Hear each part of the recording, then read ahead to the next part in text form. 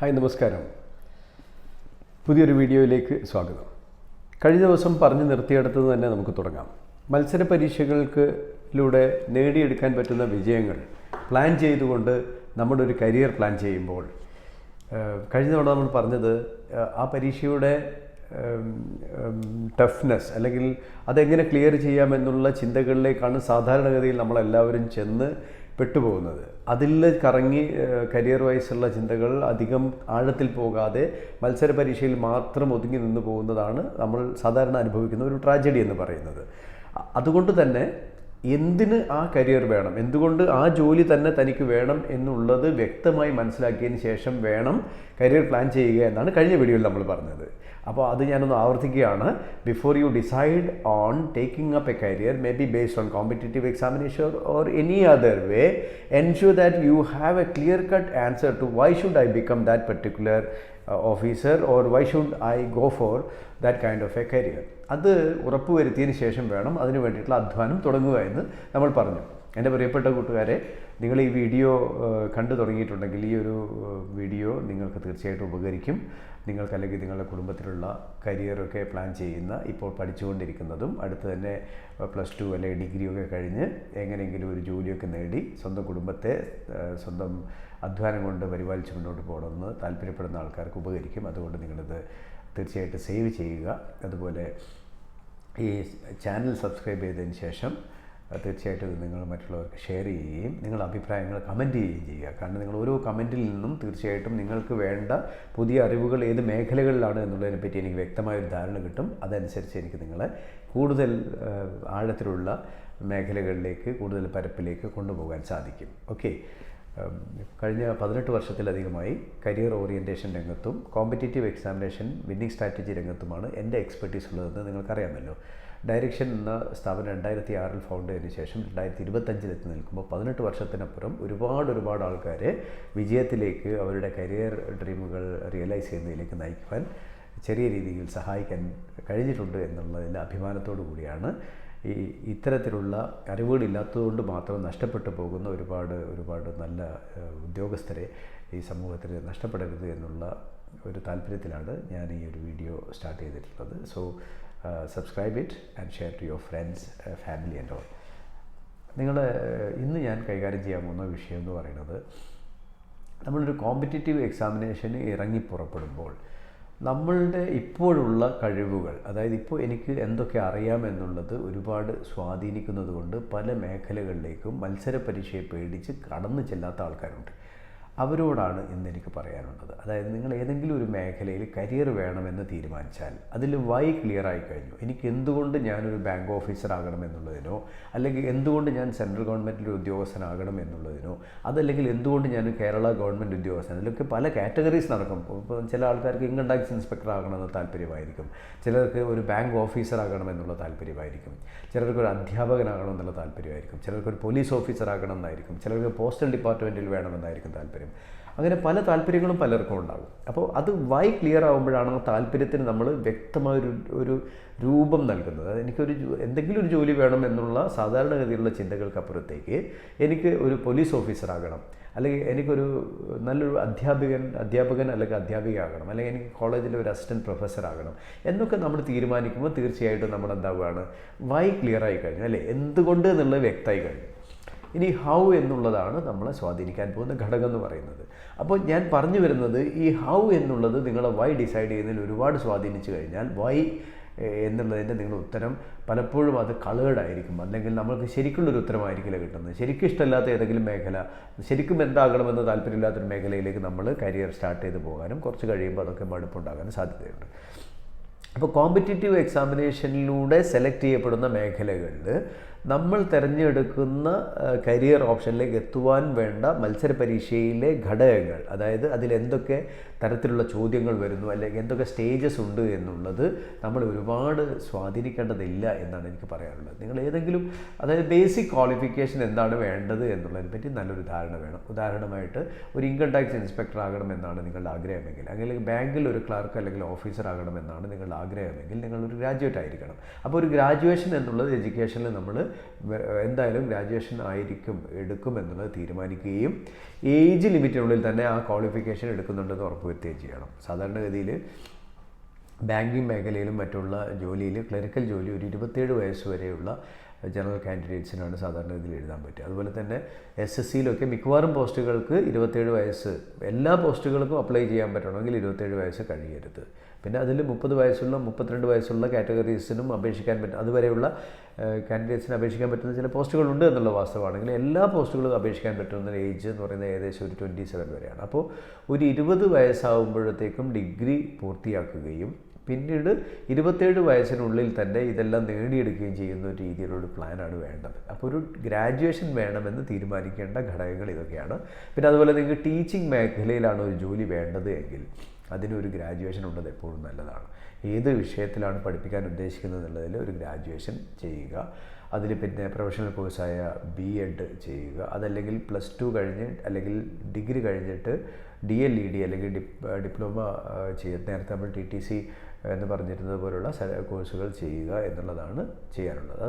അതുപോലെ കേരളത്തിൽ ടീച്ചറാവണമെങ്കിൽ Kerala teacher eligibility test അല്ലെങ്കിൽ കേട്ടിട്ട് നമ്മൾ പാസ്സാകേണ്ടതുണ്ട്. അതല്ലെങ്കിൽ സെറ്റ് പാസ്സാവേണ്ടതുണ്ട്. അതല്ലെങ്കിൽ നെറ്റ് പാസ്സാവേണ്ടതുണ്ട്. അങ്ങനെ നെറ്റ് പാസ്സാകാൻ PG ആവശ്യമാണ്. അതായത് ഇതെല്ലാം കണക്റ്റഡാണ്. നിങ്ങൾ എങ്ങോട്ടാണ് പോകാൻ ഉദ്ദേശിക്കുന്നതെന്ന് വ്യക്തമായി കഴിഞ്ഞാൽ പിന്നെ ആ വഴിയിൽ ഓരോ സ്റ്റെപ്പ് എന്താണെന്നുള്ളത് വ്യക്തമായി വരും. ഓക്കെ. അതുപോലെ സബ് ഇൻസ്പെക്ടർ ഓഫ് പോലീസ് ആകാൻ തീരുമാനിക്കുന്ന ഒരാൾ ഫിസിക്കലി വേണ്ട അളവുകൾ എന്തൊക്കെയാണ്, ശാരീരിക യോഗ്യതകൾ എന്തൊക്കെയാണെന്ന് ആദ്യമേ മനസ്സിലാക്കി വെക്കണം. ഒരാൾക്ക് വളരെ ഹൈറ്റ് കുറവാണ്, ഒരുപക്ഷെ അയാൾക്ക് SI ആകാൻ പറ്റിയില്ലെന്ന് വരും. അപ്പോൾ അത് ആദ്യമേ എനിക്ക് SI ആകണമായിരുന്നു, എനിക്ക് ഹൈറ്റ് ഇല്ലാത്തതുകൊണ്ട് പറ്റുന്നില്ല എന്ന് പറഞ്ഞുകൊണ്ട് ദുഃഖിതനാവേണ്ട യാതൊരു ആവശ്യവുമില്ല. കാരണം സബ് ഇൻസ്പെക്ടറെ പോലെ അതുപോലെ തന്നെ സമൂഹത്തിന് നല്ല രീതിയിൽ കാര്യങ്ങൾ ചെയ്യുന്ന ഒരുപാട് മറ്റ് മേഖലകളുണ്ടാകും. ഇപ്പോൾ ഇൻ്റലിജൻസ് ബ്യൂറോ പോലുള്ള സ്ഥലങ്ങളിലേക്ക് ജോലി കിട്ടണമെങ്കിൽ ഈ ഹൈറ്റിൻ്റെ പ്രശ്നം ഉണ്ടാവില്ല.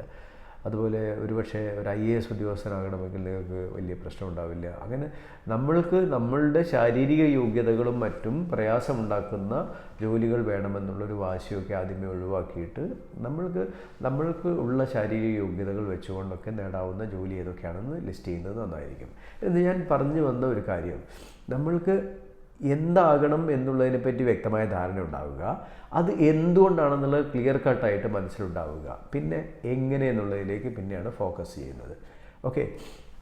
അപ്പോൾ എന്നെപ്പോലുള്ള ഒരു കോമ്പറ്റേറ്റീവ് എക്സാമിനേഷൻ മിനി സ്ട്രാറ്റജിസിനെ സംബന്ധിച്ചിടത്തോളം ഈ പരീക്ഷകൾ പാസ്സാകാൻ വേണ്ടി നമ്മൾ എങ്ങനെയൊക്കെ പഠിക്കണം എന്നുള്ളതിനെ പറ്റിയാണ് കൂടുതൽ ഗവേഷണം നടക്കുന്നത്. അപ്പോൾ എങ്ങനെയാണ് ഈ പരീക്ഷകൾ, സെലക്ഷൻ പ്രൊസീജിയർ എങ്ങനെയൊക്കെയാണ്, ആ പ്രൊസീജിയർ ശരിക്കും നോക്കിക്കഴിഞ്ഞാൽ എന്താണ് ട്രെൻഡ്, ഏതൊക്കെ ടൈപ്പ് ഓഫ് എക്സാമിനേഷൻസ് ഉണ്ട്, അതിലെന്തൊക്കെ മാറ്റങ്ങൾ പ്രതീക്ഷിക്കാം തുടങ്ങിയ കാര്യങ്ങളാണ് ഗവേഷണം നടത്തിക്കൊണ്ടിരിക്കുന്നത്. അപ്പോൾ നിങ്ങൾ ശ്രദ്ധിക്കേണ്ട, ഇന്ന് ഞാൻ കൈകാര്യം ചെയ്യുന്ന ഏറ്റവും പ്രധാനപ്പെട്ട മേഖല,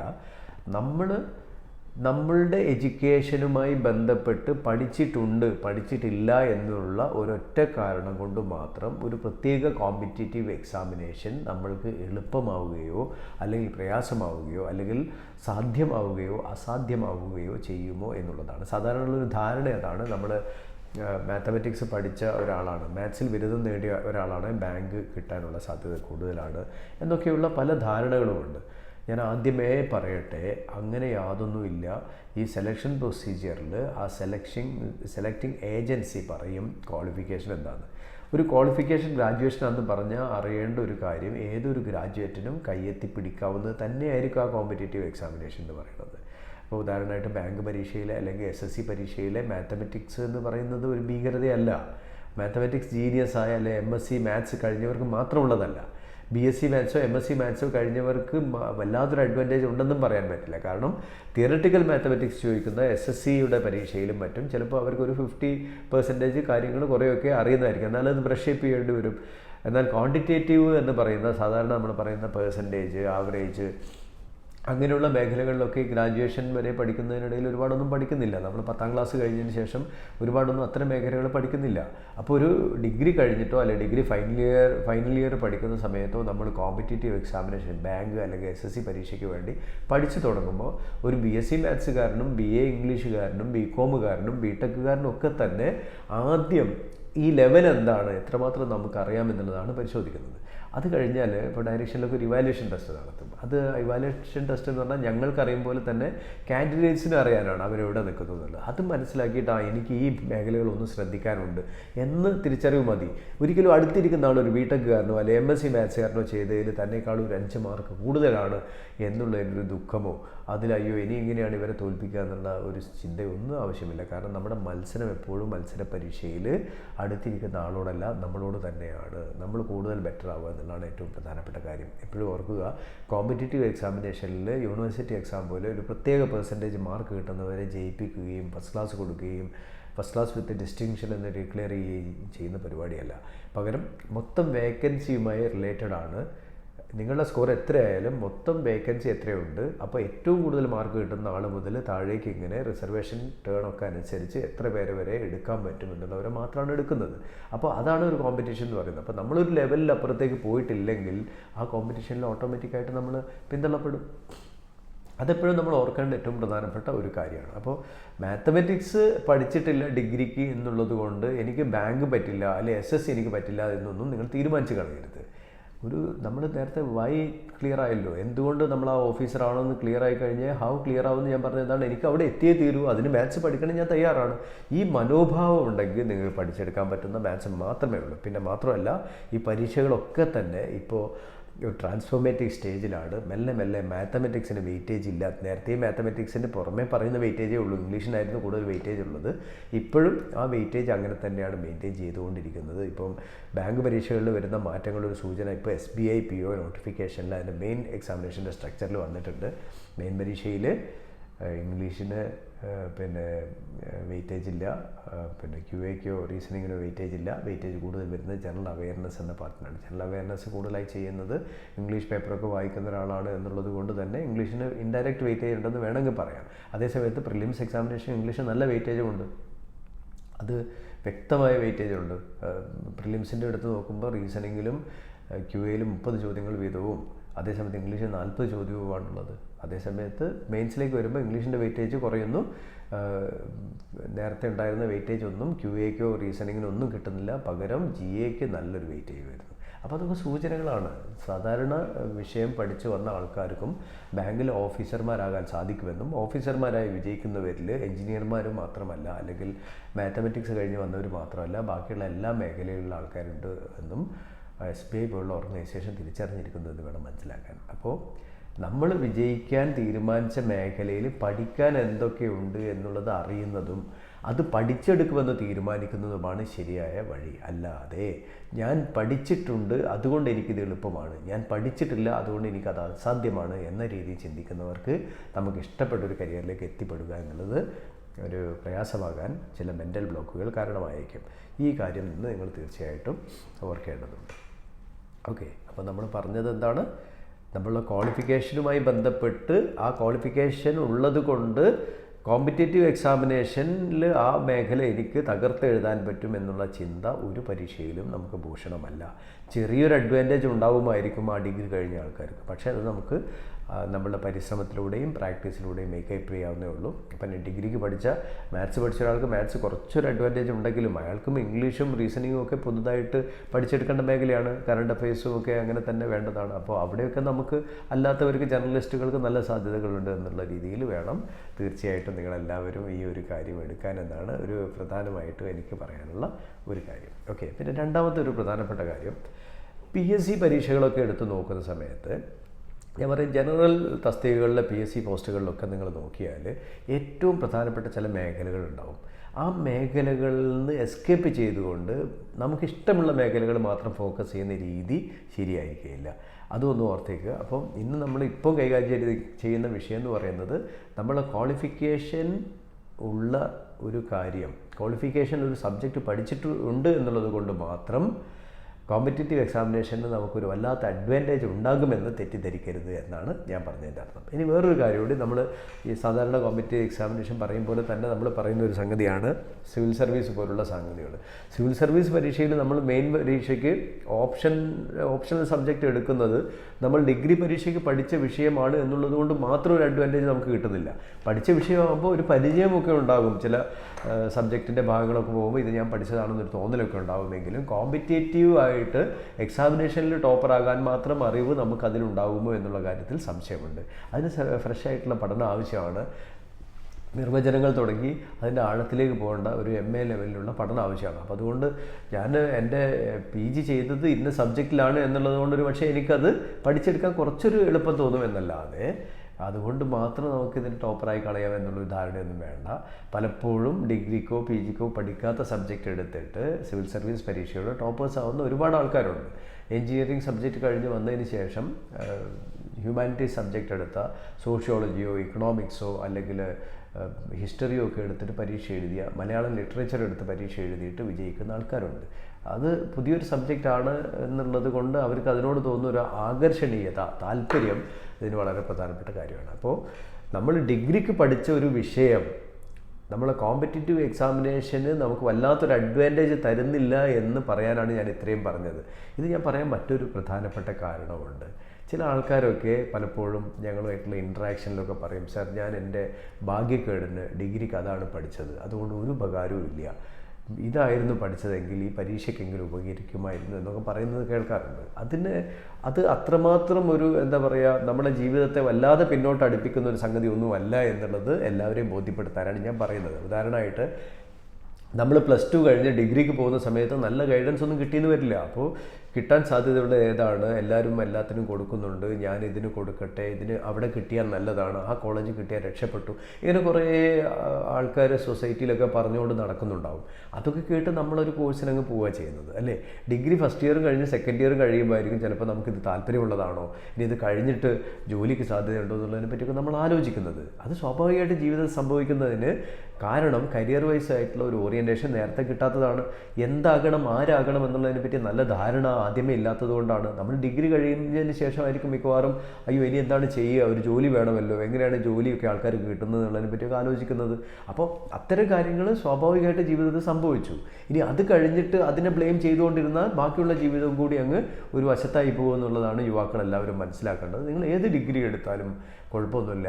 ഇനി +2 കഴിയുന്നതോടുകൂടി തന്നെ എനിക്കൊരു കരിയർ വൈസ് പോകണമെന്ന് ആലോചിക്കുന്നവർക്ക് ഓപ്ഷൻസ് ഉണ്ട്. ഗവൺമെൻറ് തലത്തിലാണെങ്കിൽ +2 ലെവൽ എക്സാമിനേഷൻ PSC നടത്തുന്നുണ്ട് പല പോസ്റ്റുകളിലേക്കും. +2 ലെവൽ എക്സാമിനേഷനിലൂടെ നമുക്ക് +2 വരെ പഠിച്ച ആൾക്കാർക്ക് ഒരുപക്ഷെ എഴുതാൻ പറ്റുന്ന പോസ്റ്റുകൾ എന്ന് പറഞ്ഞാൽ നമ്മളുടെ 10th ലെവൽ പ്രിലിംസ് പരീക്ഷയും അതിൻ്റെ മെയിൻസ് പരീക്ഷ എഴുതി LDC പോലുള്ള പോസ്റ്റുകളിലേക്ക് കയറാൻ പറ്റും.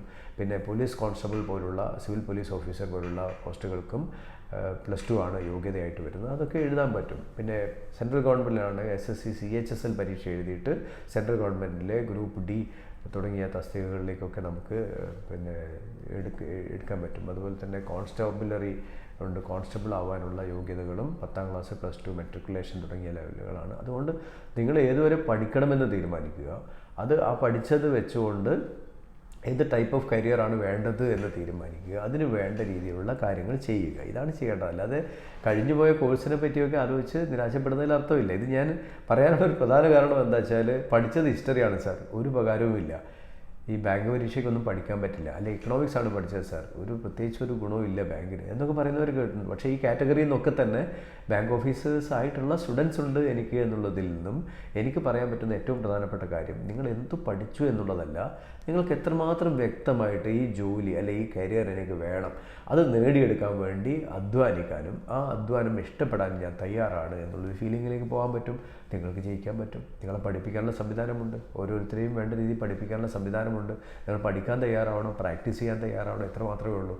ഒരു കരിയർ എന്ന് പറയുമ്പോൾ ഒരു ജോലി മാത്രമല്ല, ആ ജോലിയുടെ സ്ഥിരതയും ആ ജോലി നിരന്തരം പ്രോഗ്രസീവായിട്ട് അഡ്വാൻസ്മെൻറ്റ്, അതായത് പ്രൊമോഷനും മറ്റും കിട്ടാനുള്ള സാധ്യതകൾ, ചാലഞ്ചിങ് ആയിട്ടുള്ള പല സാഹചര്യങ്ങൾ, ഇതെല്ലാം ചേർന്നാണ്. അത് ബാങ്കിങ് ആയാലും SSCയിലൂടെ കിട്ടുന്ന സെൻട്രൽ ഗവൺമെൻറ് സർവീസ് ആയാലും അല്ലെങ്കിൽ സ്റ്റേറ്റ് ഗവൺമെൻറ് സർവീസ് ആയാലും ഇനിയിപ്പോൾ UPSC ഒക്കെ എഴുതിയിട്ട് കിട്ടുന്ന IAS IPS IRS തുടങ്ങിയ ഓൾ ഇന്ത്യ സർവീസസ് ആയാലും ഒക്കെ തന്നെ ഇത് ബാധകമാണ്. അപ്പോൾ അതുകൊണ്ട് നിങ്ങളുടെ വിദ്യാഭ്യാസത്തിൻ്റെ ഒരു ഘട്ടത്തിൽ കഴിഞ്ഞുപോയ വിദ്യാഭ്യാസ കാലഘട്ടത്തെയോ എടുത്ത കോഴ്സുകളെയോ പറ്റി ചിന്തിച്ച് നിങ്ങൾ അയ്യോ എനിക്കത് പറ്റില്ല ഇത് പറ്റില്ല എന്ന് തീരുമാനിക്കാതിരിക്കുക. അതുപോലെ തന്നെ ഒരു കോമ്പറ്റീറ്റീവ് എക്സാമിനേഷനെ പറ്റി നോക്കുമ്പോൾ അതിൽ എക്സാമിനേഷനിൽ കാണുന്ന ചില ഘടകങ്ങൾ നിങ്ങൾക്ക് അപേക്ഷിക്കാൻ പറ്റുന്നതായിരിക്കണം. ചില പോസ്റ്റുകൾക്ക് ചില ക്വാളിഫിക്കേഷൻ ഉള്ളവർക്ക് മാത്രമേ അപേക്ഷിക്കാൻ പറ്റൂ എന്ന് പറയും. അത് ആ ക്വാളിഫിക്കേഷൻ നിങ്ങൾക്ക് ഇല്ലെങ്കിൽ അപേക്ഷിക്കണ്ട. പക്ഷേ നിങ്ങൾക്ക് നിങ്ങളുടെ ക്വാളിഫിക്കേഷൻ വെച്ചുകൊണ്ട് അപേക്ഷിക്കാൻ പറ്റുന്ന ഏതെങ്കിലും തസ്തികയുടെ സെലക്ഷൻ എക്സാമിനേഷനിൽ ഏതെങ്കിലും ഒരു ഭാഗമുണ്ട് അത് ഞാൻ പഠിച്ചിട്ടില്ല തുടങ്ങിയ ചിന്തകൾ കൊണ്ട് നിങ്ങൾ ആ ഒരു പ്രത്യേക സർവീസ് നിങ്ങൾക്ക് വേണ്ട എന്നൊന്നും വെക്കരുത്. അതൊക്കെ നിങ്ങൾക്ക് പഠിച്ചെടുക്കാൻ പറ്റും. ഇതാണ് ഞാൻ പറഞ്ഞതിൻ്റെ ഉദ്ദേശം എന്ന് പറയുന്നത്. ഞാൻ പറഞ്ഞ കാര്യങ്ങൾ നിങ്ങൾക്ക് മനസ്സിലായിട്ടുണ്ടാവുമല്ലോ. അപ്പം അന്ന് ഞാൻ പറഞ്ഞതൊന്ന് ചുരുക്കാം. അതായത് ഗ്രാജുവേഷന് മറ്റും നിങ്ങൾ പഠിച്ചിരിക്കുന്ന വിഷയം നിങ്ങളുടെ കോമ്പറ്റീറ്റീവ് എക്സാമിനേഷൻ ഉള്ള വിഷയങ്ങളുമായി പൊരുത്തപ്പെടുന്നില്ല എന്നുള്ളൊരൊറ്റ കാരണം കൊണ്ട് മാത്രം ആ കോമ്പറ്റീറ്റീവ് പരീക്ഷകളിൽ നിങ്ങൾ പിന്തള്ളപ്പെടണമെന്നില്ല. അതുപോലെ നിങ്ങൾ പഠിച്ചിരിക്കുന്ന വിഷയം നിങ്ങളുടെ കോമ്പറ്റീറ്റീവ് എക്സാമിനേഷനിൽ ഒരു ഭാഗമാണ് എന്നുള്ള ഒരൊറ്റ കാരണം കൊണ്ട് മാത്രം നിങ്ങൾ ആ കോമ്പറ്റീറ്റീവ് എക്സാമിനേഷനിലെ ടോപ്പർ ആകണമെന്നില്ല. ഇത് എല്ലാം ആയിക്കൊണ്ടും നമ്മൾ നടത്തേണ്ട നമ്മുടെ വിന്നിങ് സ്ട്രാറ്റജിയിലുള്ള ഒരു അധ്വാനമുണ്ട്. ഞാൻ ആ വിന്നിങ് സ്ട്രാറ്റജി എന്ന് പറയുന്നത് എന്താ വെച്ചാൽ എന്തെങ്കിലും രീതിയിൽ കുറേ പഠിച്ചതുകൊണ്ടോ കുറേ ക്ലാസ്സുകൾ അറ്റൻഡ് ചെയ്തുകൊണ്ടോ ഒന്നും കാര്യമില്ല. ഏറ്റവും മികച്ച ക്ലാസ്സുകളിൽ നിങ്ങൾ ഏറ്റവും കൂടുതൽ കാലം ഇരുന്നാലും നിങ്ങൾക്കൊരു പരീക്ഷയുടെ ടോപ്പർ ആകാൻ പറ്റണമെന്നില്ല. If you are not very clear about the strategy. ഡയറക്ഷനിൽ അല്ലെങ്കിൽ ഞാൻ നടത്തുന്ന എല്ലാ കോഴ്സുകളിലും വിന്നിങ് സ്ട്രാറ്റജി എന്ന് പറയുന്നത് ഇമ്പോർട്ടൻ്റ് ആയിട്ട് വെച്ചിരിക്കുന്നത്. അതുകൊണ്ടാണ് കോഴ്സുകളിൽ ജോയിൻ ചെയ്ത് കഴിഞ്ഞാൽ മാത്രം പോരാ, നമ്മൾ പറയുന്ന രീതിയിൽ തന്നെ ചെയ്യാൻ വേണ്ടിയിട്ട് പ്രത്യേകമായി ശ്രദ്ധിക്കുന്നവർക്കാണ് റിസൾട്ട് ഉണ്ടാക്കിയെടുക്കാൻ സാധിക്കുന്നത് എന്നുള്ളതാണ് അനുഭവം. ഇപ്പോൾ ഏത് പരീക്ഷ എഴുതുമ്പോഴും ആ പരീക്ഷയ്ക്ക് വേണ്ടി പഠിക്കുന്നത് എങ്ങനെ എന്നുള്ളതിനെപ്പറ്റി വ്യക്തമായൊരു ധാരണ ഉണ്ടാവുക. അനാവശ്യമായ അധ്വാനം ഒഴിവാക്കുക. ഒരു തരത്തിൽ പറഞ്ഞാൽ സ്മാർട്ട് വർക്ക് എന്നൊക്കെ നമ്മൾ പറയില്ലേ, അത് തന്നെയാണ് ഇതിനും വേണ്ടത്. പ്രാക്ടീസ് ഇല്ലാതെ അധ്വാനിച്ചുകൊണ്ട് കാര്യമില്ല. എല്ലാം പഠിച്ചു വെച്ചു, പക്ഷേ പ്രാക്ടീസ് ചെയ്തില്ല. അത് നമ്മുടേതായി മാറുന്നില്ല. നമുക്ക് അറിയാമായിരുന്നു, കേട്ടിട്ടുണ്ട്, അയ്യോ ഞാൻ എവിടെയോ വായിച്ചിട്ടുണ്ടല്ലോ എന്നുള്ള അറിവ് വെച്ചിട്ടൊന്നും കോമ്പറ്റീറ്റീവ് എക്സാമിനേഷനിൽ നമുക്ക് ടോപ്പർ ആവാൻ പറ്റില്ല. അപ്പോൾ അതുകൊണ്ട് ഇതിനെപ്പറ്റി വ്യക്തമായൊരു ധാരണ നിങ്ങൾക്ക് എല്ലാവർക്കും ഉണ്ടാകണം എന്നാണ് ഞാൻ ഉദ്ദേശിച്ചത്. ഇന്ന് ഞാൻ പറഞ്ഞ കാര്യങ്ങൾ നിങ്ങൾക്ക് വ്യക്തമായിട്ടുണ്ടാവുമെന്ന് കരുതുന്നു. ഇതുപോലെ നിങ്ങൾക്ക് യൂസ്ഫുൾ ആയിട്ടുള്ള കുറച്ച് കാര്യങ്ങളുമായി അടുത്തൊരു വീഡിയോയിൽ ഞാൻ വീണ്ടും വരാം. ഇപ്പോൾ നിങ്ങൾ ഓർക്കേണ്ട ഏറ്റവും പ്രധാനപ്പെട്ട കാര്യം, മത്സര പരീക്ഷയാണ് നിങ്ങളുടെ കരിയർ പിടിച്ച് എടുക്കാൻ വേണ്ടി ഉപയോഗിക്കാൻ തീരുമാനിക്കുന്ന മാധ്യമമെങ്കിൽ നിങ്ങളുടെ ക്വാളിഫിക്കേഷൻ വളരെയധികം പ്രധാനപ്പെട്ട ഒന്നല്ല, മറിച്ച് ക്വാളിറ്റി വളരെ ഇമ്പോർട്ടൻ്റ് ആണ്. നിങ്ങൾ ഏത് രീതിയിൽ അധ്വാനിക്കാൻ തയ്യാറാണ് എന്നുള്ളതും എത്രമാത്രം ആത്മാർത്ഥമായി അധ്വാനിക്കാൻ തയ്യാറാണെന്നുള്ളതും എങ്ങനെയൊക്കെ നിങ്ങളത് എൻജോയ് ചെയ്യുമെന്നുള്ളൂ. If you are ready to enjoy your hard work, nobody can stop you from achieving whatever goal you have in your life. നിങ്ങൾക്ക് നിങ്ങളുടെ അധ്വാനം എൻജോയ് ചെയ്യാൻ പറ്റണം എന്നുള്ളതാണ് ഏറ്റവും പ്രധാനപ്പെട്ട കാര്യം. അപ്പോൾ നിങ്ങൾക്ക് ഞാൻ പറഞ്ഞ കാര്യങ്ങളൊക്കെ മനസ്സിലായിട്ടുണ്ടാകുമെന്ന് വിചാരിക്കുന്നു. നിങ്ങളുടെ സുഹൃത്തുക്കൾക്ക്, നിങ്ങളുടെ സഹോദരന്മാർക്ക്, പ്രത്യേകിച്ചും ചെറുപ്പക്കാർക്ക് ഇതെല്ലാം ഒന്ന് ഷെയർ ചെയ്ത് കൊടുക്കുക. സ്വന്തം ഗ്രാജുവേഷനെ പറ്റിയും മറ്റുള്ള തെറ്റിദ്ധാരണകൾ ഒരുപക്ഷെ അവർക്ക് വണ്ടർഫുൾ ആയിട്ടുള്ള ഏതെങ്കിലും കരിയറിലേക്ക് എത്തുന്നതിന് തടസ്സമായേക്കാം. പ്രത്യേകിച്ച് പിയർ ഗ്രൂപ്പുകളിൽ നിന്നും മറ്റുള്ള ഇൻഫർമേഷൻ വളരെ ആധികാരികമാണ് എന്ന് തെറ്റിദ്ധരിച്ചുകൊണ്ട് അത് വിശ്വാസത്തിലെടുത്ത് മുന്നോട്ട് പോകുന്ന ഒരു രീതിയാണ് പൊതുവേ നമ്മളുടെ ഇടയിൽ കണ്ടുവരുന്നത്. അതിനേക്കാൾ കൂടുതൽ കുറച്ചൊന്ന് ക്രിട്ടിക്കലായി ചിന്തിച്ച് എന്തുകൊണ്ട് എനിക്ക് പഠിച്ച് എടുത്തുകൂടാ, എനിക്കെന്തായാലും ആ ഓഫീസറാകണം, എനിക്കെന്തായാലും അത് എടുത്തുകൂടെ എന്ന് ചിന്തിച്ചുകൂടെ, അല്ലേ? ഇത് മറ്റൊരാൾ നിർബന്ധിച്ചാൽ നടക്കില്ല, നമ്മൾ തന്നെ തീരുമാനിച്ചാലേ ഉള്ളൂ നടക്കുക എന്നുള്ളത് ഓർക്കുക. സോ എല്ലാവർക്കും നന്മകൾ നേരുന്നു. അടുത്തൊരു വീഡിയോ ആയിട്ട് ഞാൻ വീണ്ടും വരും. നിങ്ങൾ തീർച്ചയായിട്ടും ഈ ചാനൽ സബ്സ്ക്രൈബ് ചെയ്യുക. അതുപോലെ ഇത് നിങ്ങൾക്ക് ഇഷ്ടപ്പെട്ടുവെങ്കിൽ ലൈക്ക് ചെയ്യുകയും നിങ്ങൾക്ക് ആവശ്യമുള്ള മറ്റെന്തെങ്കിലും കാര്യങ്ങളുണ്ടെങ്കിൽ അല്ലെങ്കിൽ ഇതിനെ പറ്റിയുള്ള അഭിപ്രായമുണ്ടെങ്കിൽ കമൻറ്റ് ചെയ്യുകയും ചെയ്യുക. അപ്പോൾ അടുത്തൊരു വീഡിയോയിൽ കാണാം. നമസ്കാരം.